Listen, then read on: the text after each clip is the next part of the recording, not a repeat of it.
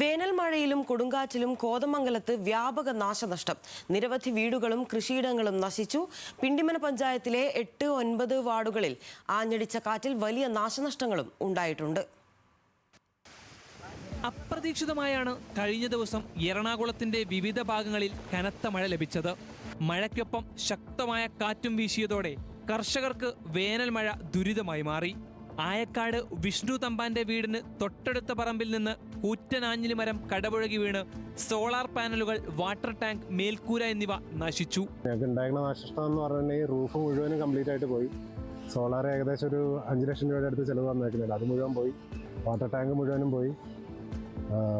Solar water heater ഉണ്ടായിരുന്നു, അതും complete ആയിട്ട് എല്ലാം നശിച്ചു പോയി. ഇതുവരെയായിട്ട് ഇത് ഇവിടുന്ന് മുകളിൽ നിന്ന് മാറ്റാനായിട്ട് സാധിച്ചിട്ടുള്ളത്.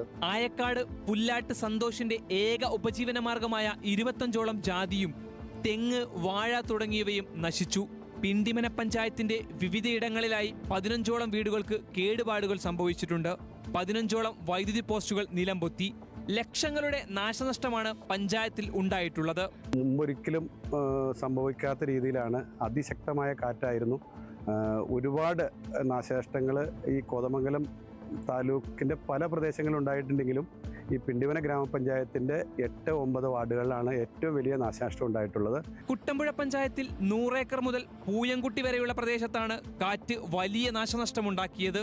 വീടുകളിലേക്ക് മരങ്ങൾ കടപുഴകി വീഴുകയും നാശനഷ്ടം ഉണ്ടാവുകയും ചെയ്തു.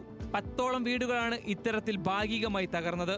കോതമംഗലത്ത് മാത്രം കോടികളുടെ നാശനഷ്ടമാണ് കണക്കാക്കുന്നത്. ന്യൂസ് മലയാളം, കൊച്ചി.